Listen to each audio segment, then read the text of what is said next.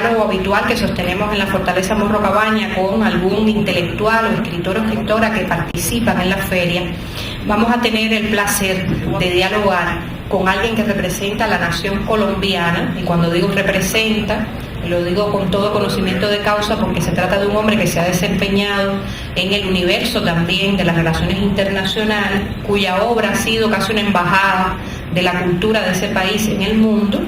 Es periodista, filólogo, columnista y corresponsal de muy diversos medios, entre ellos debemos evocar su presencia en el diario El Tiempo y en Radio Francia Internacional, quizás como dos puntos que marcan su historia personal dentro del periodismo, pero a la vez es un narrador muy reconocido que ya cuenta con una obra en ese camino de la ficción que ha dado que hablar a la crítica y que despierta mucho interés.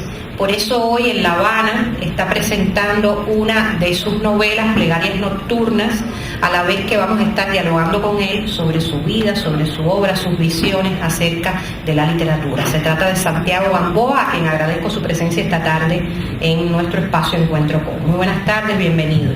Bueno, buenas tardes, muchas gracias por invitarme a este programa y darme la oportunidad de dirigirme a tantos lectores y amantes de la literatura como hay en este país. Bueno, esta tarde también contamos con la presencia de la escritora Susana Hau, alguien que nos ayudará a adentrarnos en la obra de Santiago Gamboa como preámbulo de presentación, no solo para la novela que hoy está en nuestro espacio Encuentro Con dándose a conocer, sino también su obra en general, porque Susana es una de las apasionadas de la obra de Santiago Gamboa y así se lo hace saber también a sus estudiantes, o sea que nadie más autorizado en Cuba para hablar de este narrador. Muy buenas tardes, Susana, bienvenida. Buenas tardes.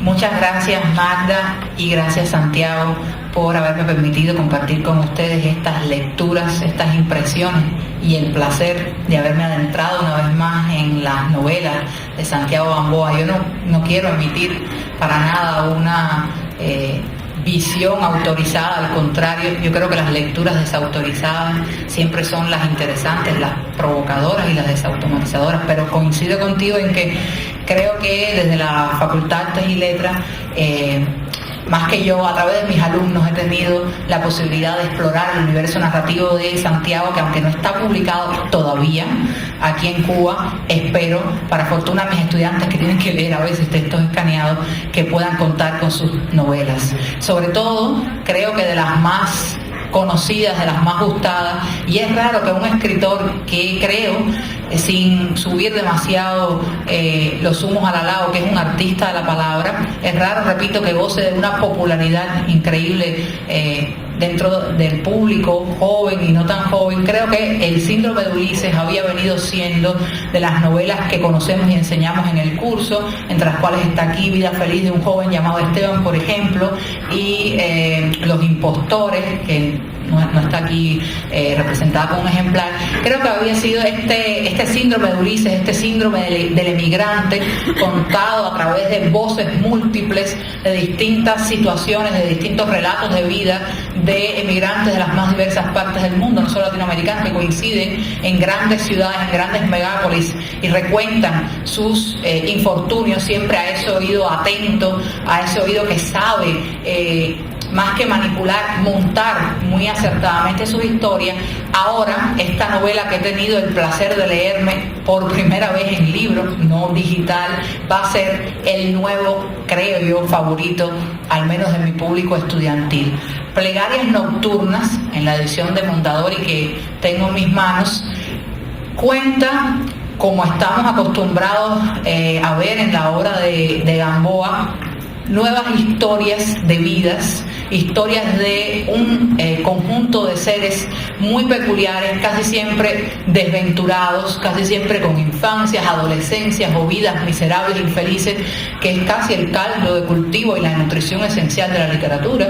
La gente con algún tipo de problema o infortunio en la vida, la gente felices no suelen dar para nada buena literatura, y que siempre ofrecen a través de esa confesión o ese recuento de biografías o historias y pesadillas pasadas una especie de puentes de maneras de cruzar espacios para el punto de vista de ese narrador, viajero también, a veces cronista, también el mismo desdichado y protagonista de sus ficciones, que es un yo muchas veces cercano, si nos pusiéramos a pensar en la autoficción, a un Santiago Gamboa, pero que es también alguien que participa de esos infortunios. Aquí tenemos los motivos fundamentales, como por ejemplo el salir del yo y el salir de una ciudad natal que igualmente está más que representada, imaginada y recreada de una manera muy libre, como siempre hace la buena literatura.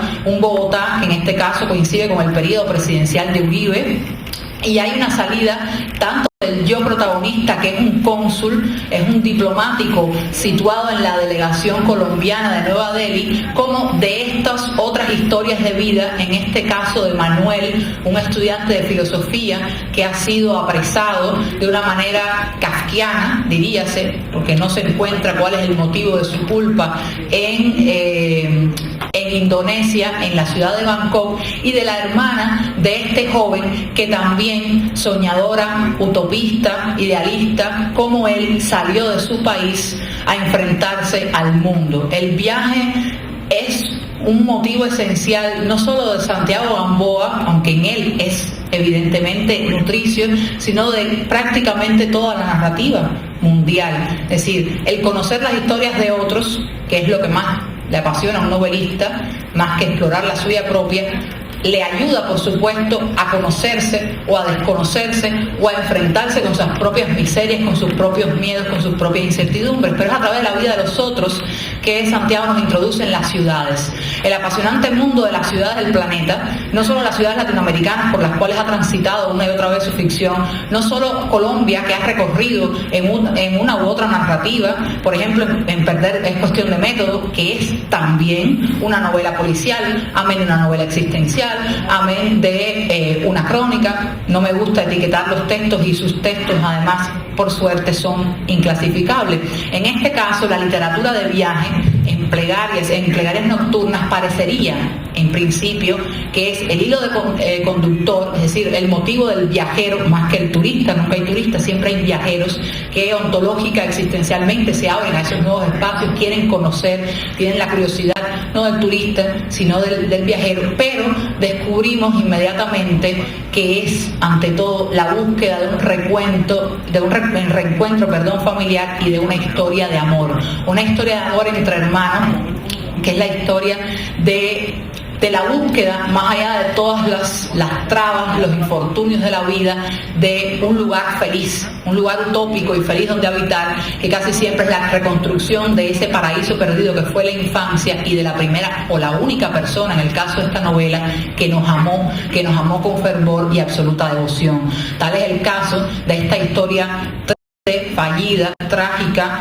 y a la vez altamente polisémica entre la Laura y Manuel, que nunca terminan de reencontrarse, pero se encuentran en tiempos distintos, en espacios distintos, a través de ese punto de vista unificador, el cruce de caminos, el cónsul, que es el protagonista también de estas historias, y que de un confesor ayuda a desvelar los mismos, los intríngulos de cada uno de estos personajes. Es muy interesante cómo el yo del cónsul va desovillándose conjuntamente con la madeja poco a poco extendida de coprotagonistas que lo acompañan en esta novela, en este viaje exploratorio de la condición humana. Por lo tanto, más que cualquier palabra mía, en definitiva, como palabras de los críticos, entorpecen a veces el diálogo entre las novelas, las buenas y los lectores, solo leerles dos fragmentos para incentivar la compra de libros, que creo que los va a dejar a un lado. El primer fragmento corresponde a la primera parte de la novela, dividida en 3 secciones, donde la voz narrativa del cónsul, este colombiano diplomático en Nueva Delhi, le confiesa a alguien, se confiesa a sí mismo en una especie de muy subjetiva voz del inconsciente, pensando en la historia de Manuel. Esta no va a ser una novela negra, quiere sorprenderse, va a ser una novela de amor. Esa es la frase que al comienzo de este texto les revela el personaje acusado de tráfico, por lo cual inmediatamente nos revela que él se va a mover por otras pistas que nunca son las habituales. Ahora, una de las frases que me parece realmente más conmovedora de la novela es esta que se encuentra hacia la mitad, que dice así: plegarias nocturnas, las que no se dijeron y ahora piensan, y que en sus mentes son desgarrados alaridos de ansiedad y amor. Dos letanías silenciosas y yo en medio de esa extraña tormenta cerca de un planeta creado por ellos que jamás habitaron. Dos seres frágiles que añoran estar juntos y ser olvidados de la vida como un muro interno.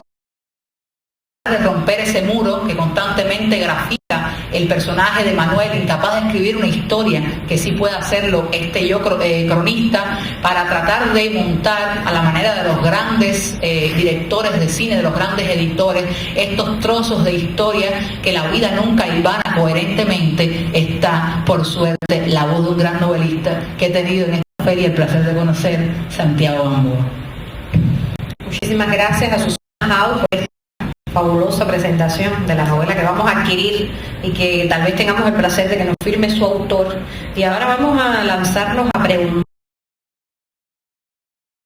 que la infancia suele ser un paraíso perdido. En comenzar este diálogo, cierto, Gamboa, la infancia viene siendo como segunda y complementaria pregunta, en ese paraíso posible, donde se gestó el escritor que es hoy. Muchas gracias. Muchas gracias una vez más por esta. Estoy conmovido por estas. Esta es una novela que yo tengo muchísima dificultad en contar, probablemente por eso, pero me quedé realmente deslumbrado en el modo tan limpio y cristalino y diáfano que la contaste, en que hiciste además una apreciación muy generosa. Muchas gracias. El contenido de mi novela. Por supuesto, en este libro precisamente la pregunta es muy oportuna. Muchas gracias. Se habla de la infancia, y se habla de la infancia como ese lugar en el que se juega la persona, y digo se la juega porque la infancia es un territorio de la vida que no se acaba realmente nunca. Alguien, no recuerdo quién, dice que nunca es para tener una infancia feliz, y es verdad que la infancia es un lugar en donde se gestan muchísimas de las situaciones literarias, sin duda. Por ejemplo, el personaje de mi cónsul, aparte de muchas otras cosas, pues como todo cónsul de la literatura, debe su existencia al cónsul de Malcolm Lowry en Bajo el Volcán, que además era, por supuesto, alcohólico. El mío no es tan alcohólico como el de Malcolm Lowry, pero sí le gusta tomarse sus ginebras. Y ahí vuelvo a la infancia, que precisamente ese es otro de los elementos, es decir, el hígado de los personajes literarios es el órgano que mejor define la relación con su infancia. Los que han tenido infancias complicadas y tristes generalmente suelen recurrir a esa especie de embellecedor de la vida que es el alcohol, y la literatura está siempre ahí rondando. Mi infancia no fue una infancia triste, todo lo contrario, fue una infancia muy feliz. Tan feliz que se extendió hacia mi adolescencia. Y cuando yo me fui de Colombia a los 19 años, yo no me fui por ninguno de los motivos que tradicionalmente mis compatriotas, por desgracia, se tienen que ir, que es por la violencia, por la pobreza, por la desigualdad, la injusticia, las amenazas. No, yo me fui pues ayudado por mi familia a estudiar a España, en una situación muy privilegiada, pero sobre todo lo que yo quería era de alguna manera también como salir, escapar de una cierta jaula, digamos, de cristal, de oro. No, mi familia no era rica, yo soy hijo de profesores universitarios de la universidad pública, éramos clase media, pero mis padres eran personas que nos daban a mi hermano y a mí todo, nos comprendían plenamente, todo lo que nosotros hacíamos les parecía maravilloso, nos daban.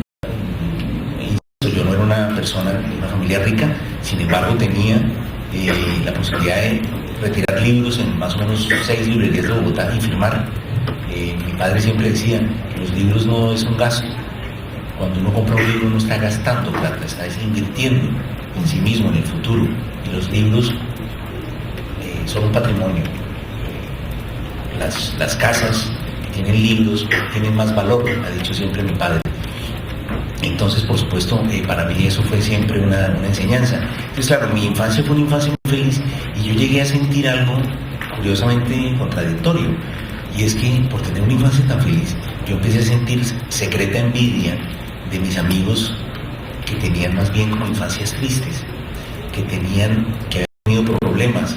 Y yo siempre noté algo que me produce mucha envidia, las personas que tenían hermana.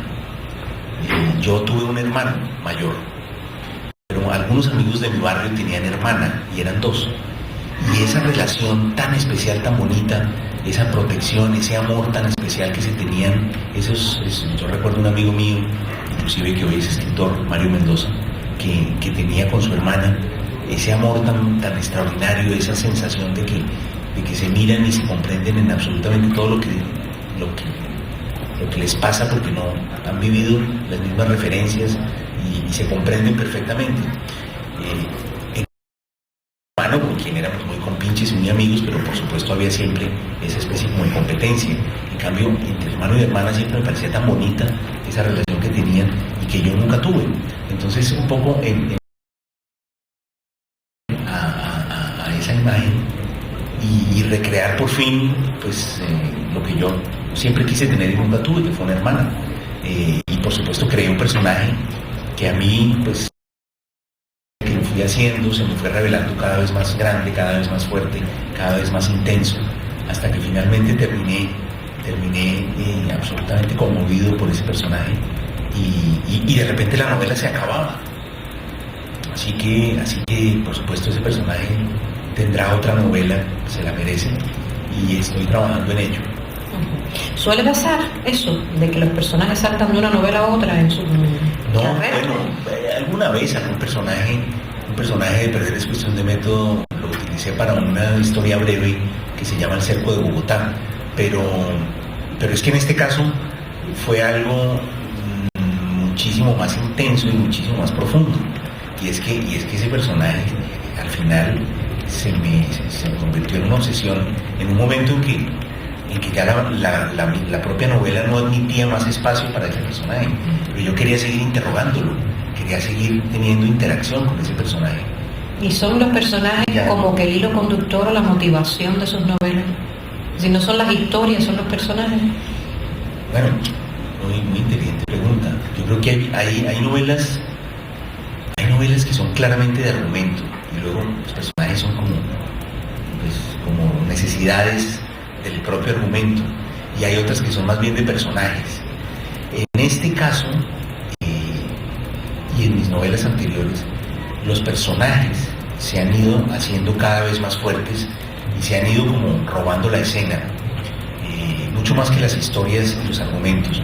Mis novelas, y yo creo que eso es algo que ha ido cambiando, tal vez la manera de ver la literatura y el modo que uno ve la literatura, las ideas literarias que uno tiene, las ideas que uno tiene sobre la vida, sobre las relaciones humanas, sobre el presente y el pasado, sobre todos los, digamos, las líneas que forman la identidad y el pensamiento propio, y que eso se termina exponiéndose sobre. Entonces, para mí, el hecho de que haya pasado de novelas de argumento a novelas de personaje también tiene que ver, yo creo, un poco con la edad, ¿no? Con los años yo ya me acerco a la cincuentena y bueno, cosa que me produce además mucho gusto, porque yo siempre fui el jovencito en todas partes. Para mí, probablemente por eso también he querido ser escritor. Siempre fui el más joven. Yo siempre quise imitar a mi hermano, que era mayor que yo. Me subieron de curso varias veces, entonces yo era siempre el más niño, el que no era mayor de edad cuando todos mis compañeros eran mayores de edad. Entonces, bueno, al acercarse uno como a esa especie de época de la vida en la que ya como esa sorpresa, esa sonrisa de la sorpresa empieza lentamente a retraerse y aparece más bien como una especie de elegante melancolía sobre la vida.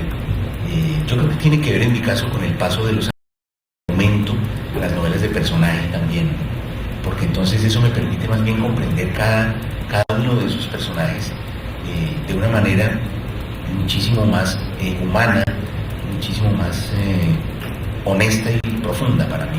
Es como mirar a los ojos a alguien y decirle, bueno, yo quiero saber realmente quién eres. Y eso es algo que necesita lentitud. Y uno eso no lo comprende inmediatamente. Todo escritor tiene su librito y su respuesta. Ya Susana alguna vez me lo contestó en un programa de televisión. Cada escritor define la literatura como algo. E incluso hay quienes le encuentran utilidad a la literatura. En el caso suyo, ¿cuál es ese presupuesto filosófico alrededor de la literatura o de lo literario? Bueno, mira, la utilidad, hace poco leí un compatriota y colega mío, William Ospina, extraordinario escritor, que hizo una muy bonita conferencia que se titulaba La utilidad de las nubes.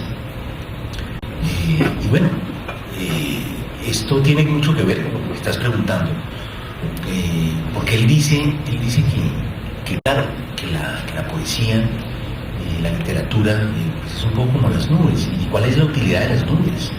Y él se responde a sí mismo con un verso de Leopoldo Lugones que dice y las nubes servían para mirarlas mucho. Pues para mirarse a uno. Los libros nos muestran que la vida es poca, que la vida propia es poca vida, es muy poca vida. Los libros multiplican esa sensación maravillosa de estar vivo. Mirarse a sí mismo desde la propia literatura también es un ejercicio extraordinariamente rico en contra de la superficialidad, en contra de la banalidad. La abuela de una escritora española, y esta historia me la contó ella, me la contó la escritora española. Su abuela se fue a vivir una vez a un pueblito, ya cuando estaba muy mayor, a un pueblito en Andalucía, y alquiló una casa que quedaba frente a un convento de monjas de clausura. Entonces ella, el primer domingo, cruzó la calle y fue y compró bizcochos, como siempre en los conventos de clausura, bizcochos, pero ella no le podía ver la cara a la monja que le vendía los bizcochos porque era en un torno. Entonces esta se llamaba la monja tornera y le oía la voz. Y todos los domingos iba y empezó a hablar con ella y a hablar con ella. Y un día le dijo, pero usted... Y la otra le dijo, sí, yo estoy aquí desde los 7 años, porque mi familia me trajo aquí y me dejó en este convento. Y entonces la abuela de mi amiga le dice, pero pues muy impresionada, pero al mismo tiempo le dice, pues es muy lindo su convento, yo lo veo desde el balcón de mi habitación, se ven los jardines, es muy lindo. Y pasaron los años y se hicieron muy amigas, y un día le dijo, si yo puedo hacer algo por usted, madre, lo que usted quiera, usted no tiene más que cruzar la calle. Y pasaron más años, y un día estaba ella en su casa y alguien golpea la puerta, tac, tac, tac, y abre, y es una viejita muy arrugada que ella no conoce. Y dice, sí, soy yo. Ay, madre, había salido y había cruzado la calle. Y dice, recuerda que usted una vez me dijo que cualquier cosa que yo quisiera, que usted podía ayudarme. Sí, claro, que puedo hacer por usted, madre. ¿Y sabe lo que le dijo la madre? Le dijo, yo quiero ver el convento desde su balcón. Eso es la literatura. Es mirar uno mismo desde el balcón de la casa del frente. Ella quería poder espacio de su vida desde el lugar, desde un lugar lejano, desde un lugar desde más arriba, desde un ángulo distinto. Y es muy bonito. Ella salió al balcón, miró un rato, se recogió en silencio. Pero él le dijo, es muy bonito. Y luego bajó y cruzó otra vez, entró al convento y no volvió a salir nunca más. Ahora nos alertaba sobre esa suerte de literatura de viaje. Sus textos, su narrativa nos lleva por distintos sitios del mundo, pero además a veces puede pensarse que tiene que ver mucho con su condición de periodista, con su condición incluso de diplomático, representante en un momento determinado de su propio país. En ese sentido, su experiencia personal, ¿hasta qué punto reconoce que se traduce en su literatura, en los espacios, en los personajes? Bueno, permanentemente.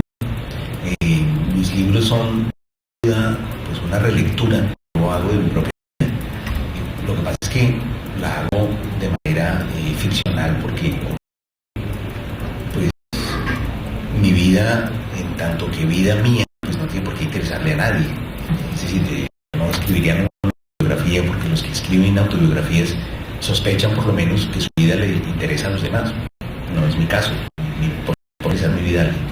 Entonces lo que yo hago es usar mi vida como elemento, como baúl de herramientas para las historias que escribo. Porque yo creo que yo sí creo en una literatura vivencial. Es decir, por ejemplo, admiro toda la obra completa, todo lo que ha escrito en su vida entera Vargas Llosa. Pero su manera de escribir para mí es totalmente, digamos, imposible.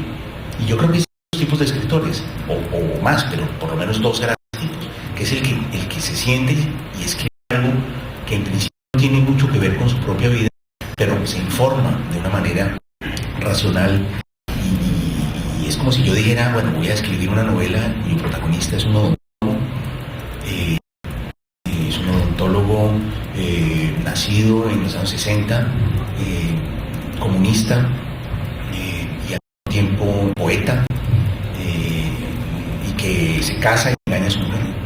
Yo tendría que empezar a investigar cosas que no tienen nada que ver, ¿no? Entonces, bueno, ese es un tipo de escritor, y muy bien. Otros son los que escriben permanentemente sobre su propia vida, que es una manera sana, en cierto momento, a la autoficción. Pero claro, eso solo lo puedes de una manera proclamar cuando se conoce al personaje de la vida del escritor. Y por supuesto, también se nota un poco el uso de la primera persona, por ejemplo, de que lo que está leyendo, lo que el lector está leyendo, tiene la sensación de que se lo están contando al oído. Y a mí eso me gusta mucho trabajarlo de mi literatura. Por eso los personajes casi siempre son ellos su historia. No hay alguien que cuenta. No sé si doy por hecho que los lectores de este país conocen a Roberto Bolaño, el autor chileno. En los de Bolaño casi siempre alguien viene y cuenta, pero realmente el que la cuenta es alguien que la contaron.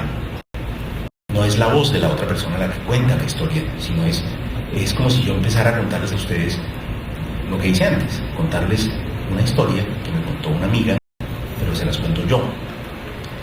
A mí como periodista, lo que más me interesa es la voz, las voces, las diferentes voces, ser como una especie de cadena de voz, que me parece que le da una temperatura muy bonito a los libros, y además intensifica más que son propios de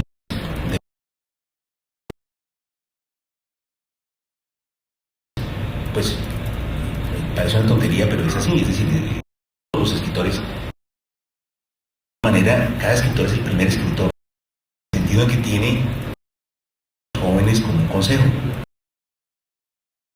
Lo primero que tiene que hacer es encontrar un modo de ser escritor. Antes que, bueno, eso lo encuentra, por supuesto, pero lo que tiene que hacer cada escritor es ser escritor de un modo que no existe. Y por lo tanto, lo que a mí me hace bien como escritor y me sirve, probablemente a Susana la bloquea y viceversa, porque no hay fórmulas universales para la literatura. La literatura es una actividad tan personal, tan subjetiva, ¿no? Y bueno, y después funciona o no funciona. Y ese tiene que ver con el diálogo, que es quien completa el acto creativo de la literatura. Vemos que la literatura es un patrimonio, es un bien material. Es decir, esto es papel, es decir, la obra no está. Es decir, aquí está para llegar a 100 años de soledad, está en el imaginario de que la hemos leído. Podemos quemar todos los y no tocamos 100 años de soledad. La literatura es un bien inmaterial, por eso se puede leer tabletas electrónicas, o podemos escribir todo Paradiso de Lezama Lima, lo podemos copiar en una pared, Paradiso, es decir, no importa dónde lo leamos, porque la obra está en nuestro imaginación. Para seguir con el García Márqueano y acercarnos a un paradigma de lo literario y de la literatura, que además proviene o permanece,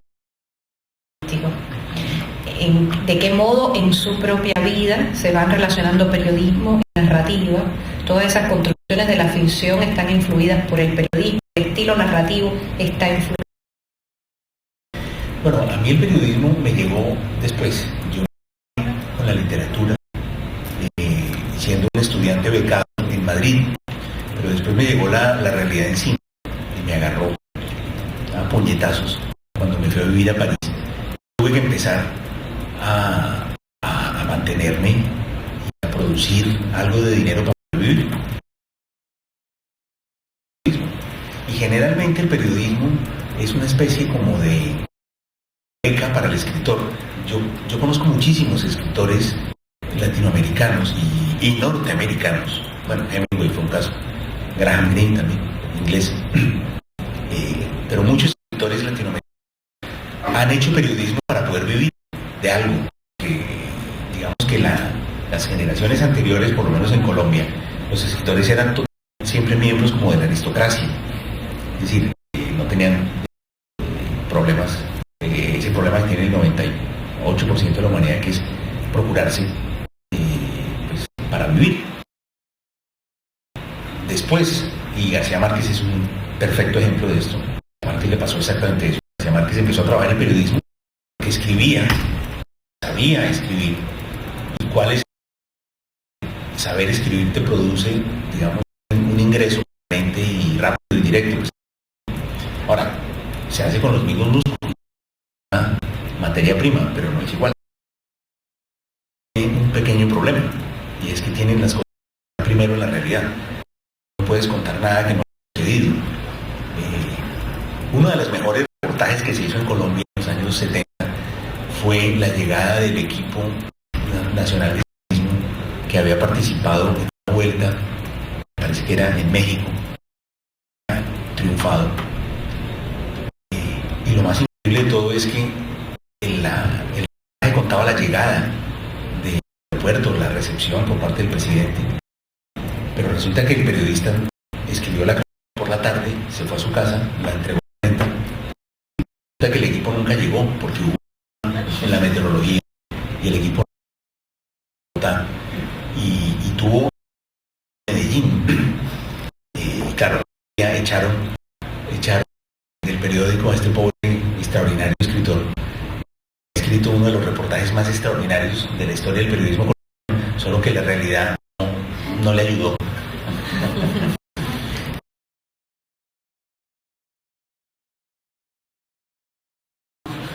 Le enseña muchas cosas al escritor. Por ejemplo, una muy importante, que parece una tontería, pero no lo es, y es, hay que escribir. Hay que escribir y hay que acabar lo que uno comienza a escribir. Los escritores periodistas, muchas veces en años escribiendo una novela. Eso no tiene ningún heroísmo. Ahí, claro, nosotros somos como un poco también la cultura del contrarreformista esta de decir, bueno, pero es que todo eso tiene un valor, porque no, pero ¿cuál es el valor de eso? Sencillamente que escribir. El periodismo le enseña a uno a que uno comienza algo y lo termina rápido. Si no lo termina, es como si no hubiera nada, como si no hubiera escrito ni siquiera la primera palabra. Es escribir con el tic-tac, tic-tac. Y eso es periodismo. Escribir una nota en media hora es periodismo.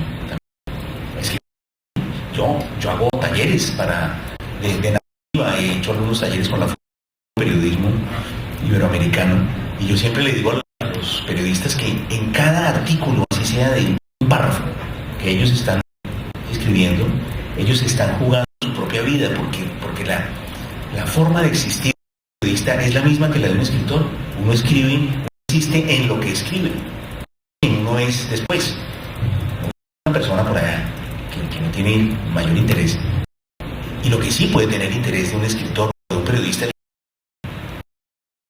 hay que jugársela como si fuera la nota definitiva, cada palabra y cada frase, así sea para publicar un párrafo, pero hay que hacerlo también. Nada más frustrante para un escritor que los que se van quedando ahí porque se van envejeciendo, porque se van finalizando, empieza como a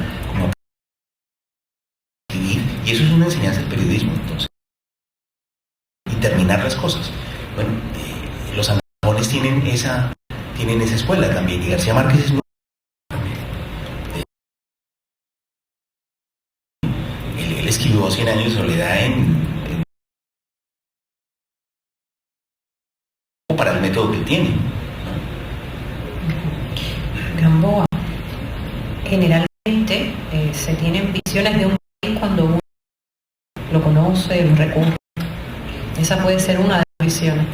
Hay otro mundo construido que es el mundo literario del país. En ese sentido, ¿cuál ha sido un referente literario para usted? ¿Ha descubierto su mundo literario? Y si hay alguna preferencia o en la literatura cubana. Bueno, la literatura cubana es enorme. Yo no sé si ustedes son conscientes de eso, pero que, digamos, siempre ha sido un país con una población, digamos, relativamente pequeña, un país como México. Yo creo que México en el último siglo ha tenido siempre una proporción de 1 a 10 con Cuba. Y sin embargo, la nómina de escritores cubanos es casi igual.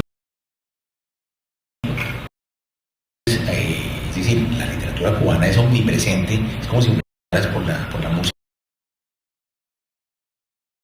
cubana. No, pues obviamente la literatura cubana es gigantesca, es decir, es algo que ocupa en un espacio. Yo me acuerdo cuando tenía 14 años, teníamos una pequeña casa de recreos a kilómetros de Bogotá. Mi abuelo era una persona muy culta. Recuerdo la primera vez que leí de Carpentier, que yo no entendía las palabras. Muchas palabras no las entendía. Era un tratamiento del lenguaje. Ciertas palabras. Los diccionarios mediante. Responso. No, era un niño, entonces albacea. Yo no entendía qué quiere decir albacea. Entonces, mi abuelo orgullosísimo, viendo a Leo Carpentier, finca recreo, me decía, no, el albacea es la... Entonces, gracias. Y yo, la palabra siguiente. Entonces, desde ahí, desde esas lecturas primeras de Leo Carpentier, pero les fue una cosa extraordinaria. Yo la primera vez que vine a dejé mis maletas y salí corriendo a Lima, en la calle Trocadero, y recuerdo que estaba cerrada, pues obviamente, viendo que ahora se puede visitar, pero en esa época yo miraba con la esperanza de ver algo, año 89, y había una viejecita en una mecedora, y había otra señora que la movía en la mecedora, y yo miraba, y de pronto la viejita de la mecedora me dijo, ¿qué quiere, joven? Yo crucé la calle, yo venía aquí a mirar la casa de Sama Lima. Me dijo, sí, él se sentaba ahí, así como el aire al lado de la puerta, ahí se sentaba y ahí venía la gente a hablar con él. Y la otra señora que la movía, que parecía como más joven, pero era muy sorda, le dice, ¿qué quiere este joven? Rosita. Entonces a mí me quedó esa historia tan bonita. Bueno, la poesía les ama.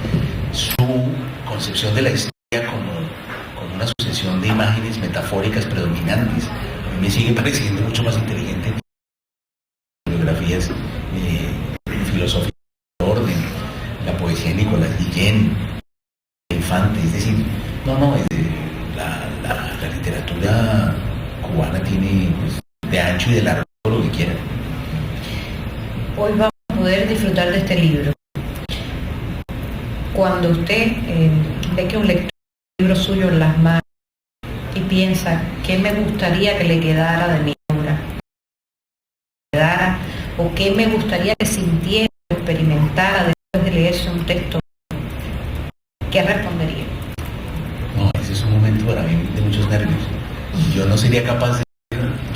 por ejemplo, yo tengo una gran admiración por los pintores o por los fotógrafos, porque la apreciación inmediata, a mí eso me produce pánico. Uno y sale corriendo. Y uno no está cuando la persona aprueba o rechaza. Son como muy de intimidad de los lectores y uno no está afortunadamente. Ahora, por supuesto que el sueño de todo escritor, o por lo menos pues creo, yo diría que es que alguna persona, algún lector,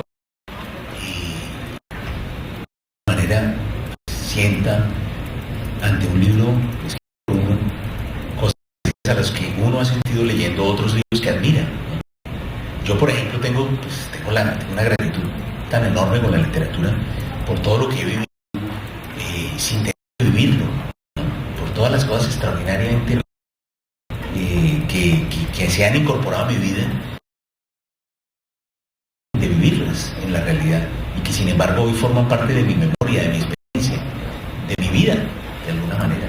Todo lo que he leído, que me ha cambiado, esos libros que uno termina de leer, los cierra y levanta la vida y ve el mundo con otros ojos, porque uno cosas nuevas, se pone uno mismo en una situación tan estable que uno ve a otra persona. Me parece extraordinario, me parece que la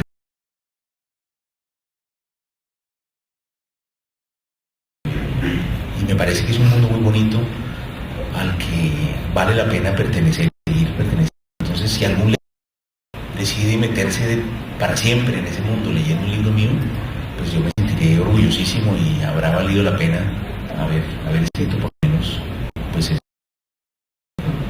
Bueno, ahora es momento que ustedes pregunten. Incluida Susana, es decir, las preguntas que tienen pendientes con Gamboa pueden ahora ser formuladas, así que les doy la palabra a todos. Allá viene sí. A ver, arriba. Sí, por favor.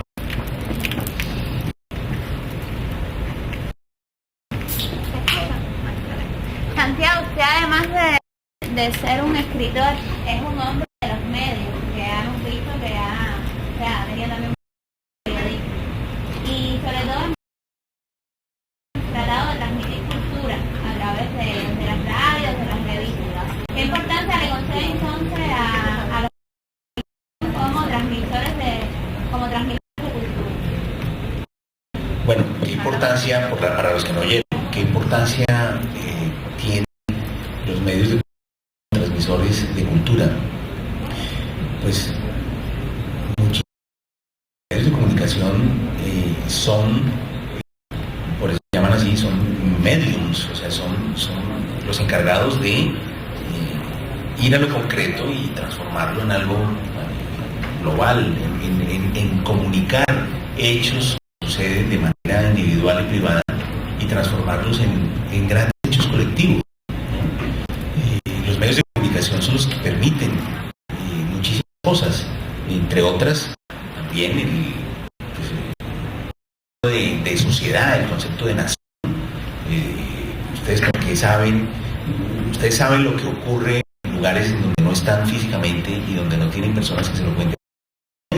Por lo tanto, eso es lo que hace que exista una idea de colectividad. Y entonces la cultura, que es una de las expresiones pues más extraordinarias, las sociedades ponen lo mejor de sí mismas.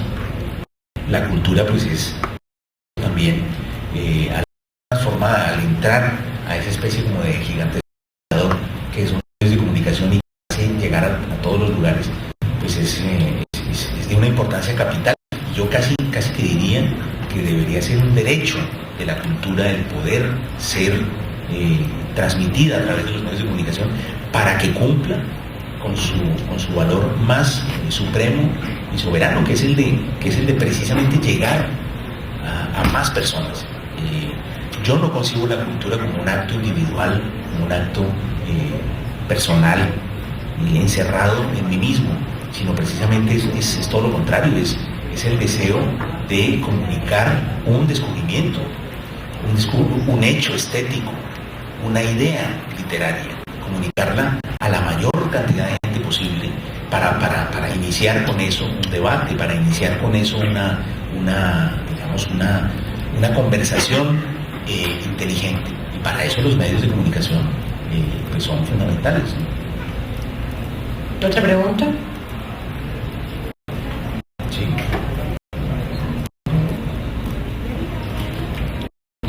Yo creo que no se escucha. Buenas tardes, Santiago. Buenas tardes. Yo fui alumna de Susana Haun y tuve la desdicha de leer muchísima literatura. Por suerte tenemos hoy su libro y quisiera preguntarle si vamos a tener la oportunidad de más libros de Santiago Gamboa. Hoy mismo estoy tratando de comprometerlo para tener más libros de usted publicados por editoriales cubanas. No, claro, pues estamos precisamente en esas conversaciones. Estamos buscando los títulos que pueden... justamente Susana es muy importante porque ella nos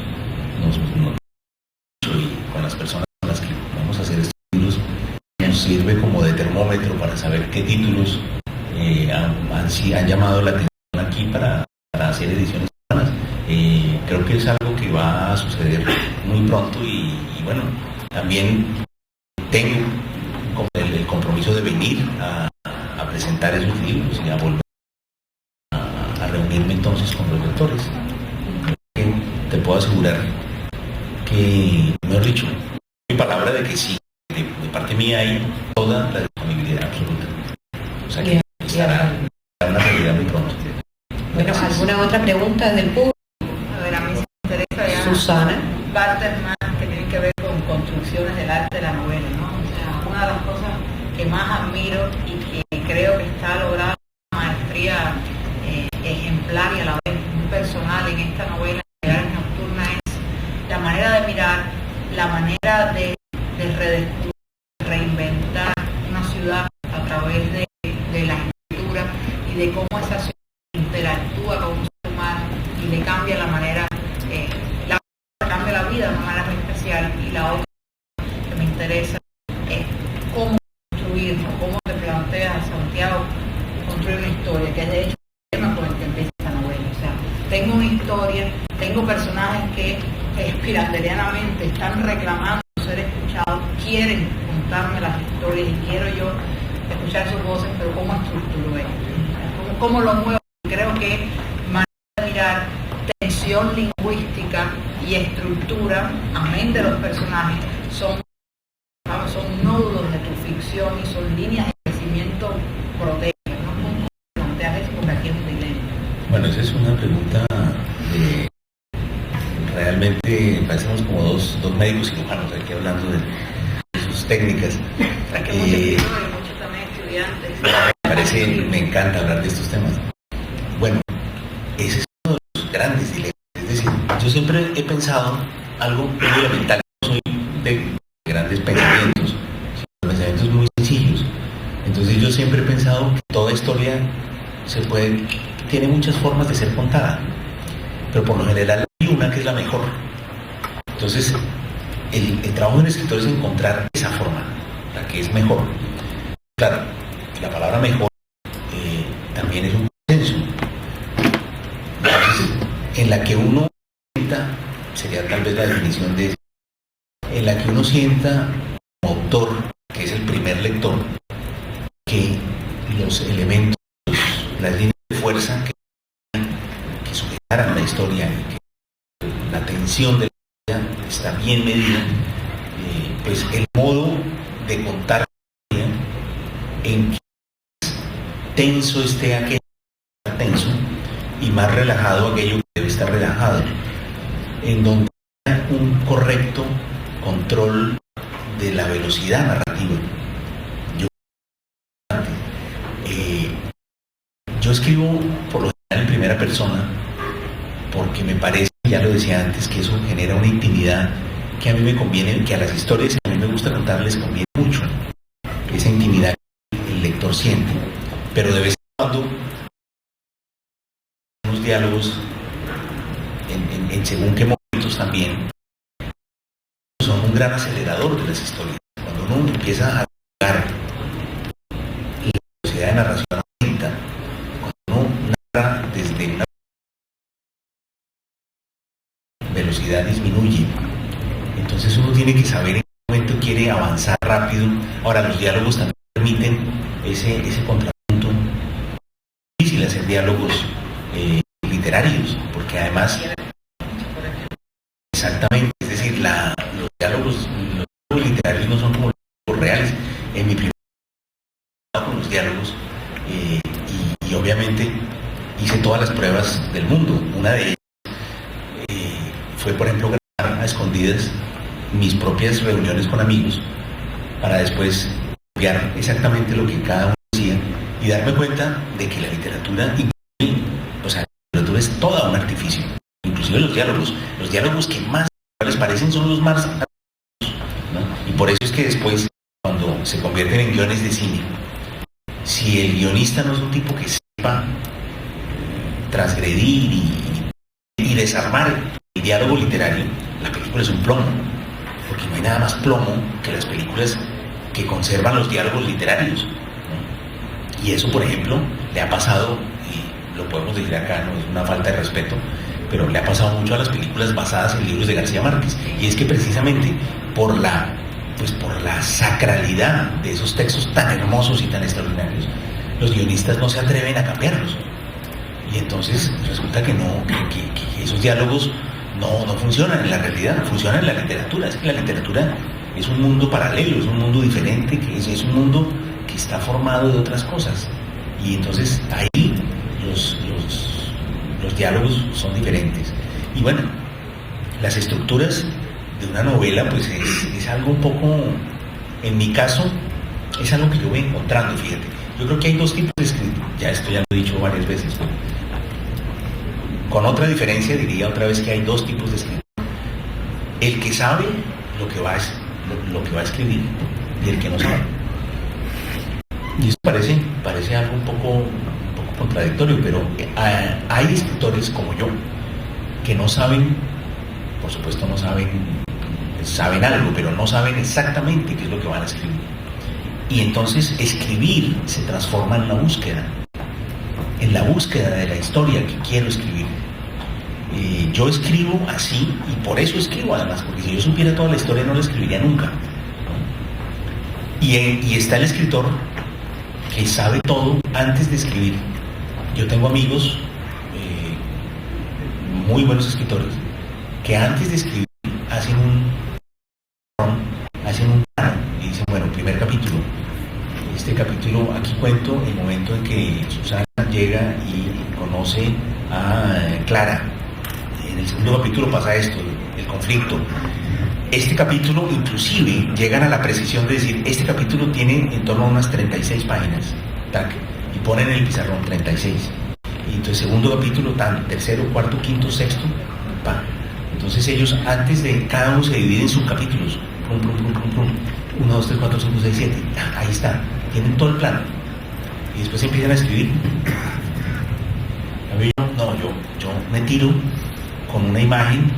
Quiero escribir sobre tal tema, más o menos sé que voy a pasar por acá. Vagamente sé que quiero pasar por allá también. Y muy, muy vagamente sé que quiero acabar como allá. Pero eso es todo lo que sé. Y yo me lanzo como un submarino sin luces, ¿no? A buscar la novela, a buscarla. Y empiezo a escribir. Y eso a veces es un poco, mucha ansiedad, porque uno se sienta y no sabe muy bien qué es lo que va a escribir. Pero siempre la literatura está ahí, siempre aparece, siempre. A veces yo me siento me siento con una idea y empiezo, en el momento en que empiezo a escribir, como que llegan otras cosas y la idea con la que me senté empieza a postergarse, se empieza como a empujar por otras cosas, Y hay veces en que termino la novela y no llego a escribirla, esa idea supuestamente ya preconcebida, ¿no? Entonces, en mi caso, la escritura de la novela es una aventura personal de búsqueda. Cuando hago la primera versión, entonces digo, ay, y ahora volvemos a empezar a todo lo que no es la novela, como los escudos. ¿Cuál es la figura? Tienen que quitar del cuadrado, no es figura, para que quede solo la figura. Otra pregunta, arriba. Santiago, me gustaría hablar de tu relación con la tradición colombiana, que también es una tradición fuerte, o sea, aparte de García Márquez, no sé, Álvaro Cepeda Zamudio o Álvaro Mutis, que son más o menos contemporáneos, pero quizás como que son más cercanos a ti en el tiempo, como pueden ser, no sé, Fernando Vallejo o Héctor Abad Facciolín, Julián Ospina, Héctor Rojas Erazo. ¿Cómo dialoga Santiago Gamboa con esa tradición? Bueno, esta pregunta que me permite hablarles un poco, traerles noticias un poco de mí. La tradición colombiana, en el momento que al mundo de la lectura, que fue más o menos a mediados de los años 70, tradición en novela bastante y muy rica, riquísima en poesía. ¿Por qué digo que era bastante pobre? Porque si bien ya teníamos pues, esa monumentalidad de García Márquez, pues prácticamente ocupaba la totalidad del espectro. Había novelas, novelistas de una novela. En Colombia había tradición de novelistas de una novela. La Vorágine, probablemente algunos de ustedes conocen esa novela. La Vorágine es una novela de José Eustacio Rivera. Entonces uno leía la novela de José Eustacio Rivera. La María es una novela. José Asunción Silva escribió De Sobremesa, una novela. Alberto Salamea escribió 4 años a bordo de mí mismo, novela. No escribió más. Escribieron poesía, bueno, todos hacían otras cosas. De repente García Márquez, pues por supuesto, cambia todo, pero entonces no había, bueno, estaba Álvaro Cepeda Zamudio, que era el caso contrario de García Márquez. Cepeda Zamudio es un caso además muy interesante para la gente joven que está dando un poco, o sea, que está como haciendo sobrevuelos en la literatura. Cepeda Zamudio es un escritor que tenía talento, pero no tenía vocación. ¿Qué quiere decir esto? Que tenía un talento desbordante, pero no tenía vocación para sentarse a ejercer ese talento. Entonces estaba que el director del Heraldo de Barranquilla, en una cena, por aquí, por allá, le fascinaba la vida social, era muy rica, y entonces no escribía nunca, porque siempre estaba ocupado haciendo otras cosas, y escribió La Casa, que es una novela extraordinaria. Una vez que estuvo enfermo de tifo, algo así, estuvo 3 meses en cama, no podía hacer nada distinto, entonces ahí sí escribió una novela, y una novela extraordinaria. Ahora, lo contrario también es dramático, cuando hay una vocación terrible pero no hay talento. Es un poco el caso de Salieri, el músico de Mozart. Todos los días componía 3 sinfonías, pero todas eran malas, porque no tiene talento. Lo mejor es cuando están las dos cosas, que es el caso de García Márquez, talento y vocación. Un talento desbordante, pero además vocación es eso, es que las novelas tienen muchas páginas y alguien tiene que sentarse a escribirlas, una por una. Entonces eso. Ahora, en mi caso, entonces, sigo con los colombianos. Entonces, yo empecé a leer los años 70, leí pues, García Márquez completo, todo lo que había hasta ese momento, y a partir de ahí, prácticamente, el día que salía una novela de García Márquez, al otro día yo ya la tenía leída. Y luego lentamente me empecé, pues yo leí mucha poesía, porque en Colombia había una enorme, gigantesca tradición poética. Y entonces, por un lado venía la poesía. William Ospina, que es un autor hoy muy importante, por todo el trabajo que ha hecho, no solo por la calidad extraordinaria de sus libros, sino también por todo el trabajo de interrogar el pasado, no solamente de Colombia, sino de toda América, en sus libros históricos sobre la conquista y en hacer una versión literaria extraordinariamente bella, porque él viene de la poesía, pero al mismo tiempo excelentemente bien informada y con unos ángulos de un punto de vista social que a mí me parecen impecables, para representar y reproponer toda esa historia de la conquista de América. Pero a William Ospina lo empecé yo viendo como poeta y como ensayista, ¿no? Y bueno, Álvaro Mutis era poeta también. García Márquez preguntó un día, hizo una vez una pregunta que se hizo célebre en Colombia, que era ¿y de qué viven los poetas? Entonces la respuesta se fue transformando en lo que es la realidad hoy, que era, pues viven de sus novelas, porque muchos de los poetas se han puesto a escribir novelas y les ha ido muy bien. Ahí está Álvaro Mutis, ¿no? Ahí está ahora mi colega y admiradísima colega Piedad Bonet, grandísima poeta, y ahora escribe novelas y libros en prosa y le va muy bien. Entonces ahí está la respuesta de para la pregunta de García Márquez. Y luego mi generación es un poco los autores que empezaron a publicar a mediados de los años 90, y yo empecé a publicar simultáneamente a autores como Héctor Abad Faciolince, como Mario Mendoza, como Julio Paredes en Colombia, como Juan Carlos Botero, el hijo menor del maestro Fernando Botero. Y después a eso se fueron incorporando muchos otros más. Ahora, pues, detrás de mí hay como 5 generaciones de escritores, todos trabajando simultáneamente. Y la literatura colombiana, digamos que García Márquez, al haber ocupado el espectro completo, pues era muy difícil encontrar algo por ahí. Hay un escritor extraordinario que se llama Rafael Humberto Moreno Durán, que dejó novelas muy buenas y dejó sobre todo como una forma de relacionarse con la literatura, y dejó una escuela y dejó lecturas. Eso a veces es muy importante, los escritores que dejan, más que probablemente una obra genial, dejan lecturas, dejan curiosidad, transmiten curiosidad. Eso también es importantísimo, y eso en sí mismo es un legado extraordinariamente importante. Y ese es Moreno Durán, dejó muchas lecturas. Luego está, otro escritor de una novela, Antonio Caballero, Sin Remedio. Yo, bogotano, decía, ¿dónde están las novelas de Bogotá? ¿Por qué no hay novelas de Bogotá? El gran novelista nuestro es del Caribe, y yo nací en Bogotá, yo no tengo tradición. ¿Dónde están las novelas de Bogotá? Yo me la pasaba leyendo novelas sobre La Habana, sobre Ciudad de México, sobre Buenos Aires, sobre Lima. Dice, ¿dónde están las novelas de Bogotá? No había. Finalmente aparecieron dos o tres. Sin Remedio, de Antonio Caballero, y una que se llama Juego de Damas, de Rafael Humberto Moreno Durán. Esa fue una tradición que hubo que básicamente casi que armar con los colegas de mi generación y algunos otros, tratar de armar lentamente una literatura, y el más destacado en ese punto es Mario Mendoza, cuya obra completa está dedicada a Bogotá, y ahora Bogotá tiene una literatura, y no solo Bogotá, la tiene también Medellín, la tiene Barranquilla, la tiene Cali. Es decir, la literatura colombiana pasó de ser como la literatura de un solo gran espectro, que era García Márquez, y luego Mutis, que venía de la poesía, y luego hace esa obra en prosa como tan elegante, con esos personajes como tan poéticos también, ¿no? Como tan retadores. Y luego está Fernando Vallejo, que viene con esa voz irreverente a romperlo todo, a quebrarlo todo, con esa voz que no quiere dejar títere con cabeza, extraordinaria, y que es un remesón increíble en la literatura colombiana, y es también un revivificador.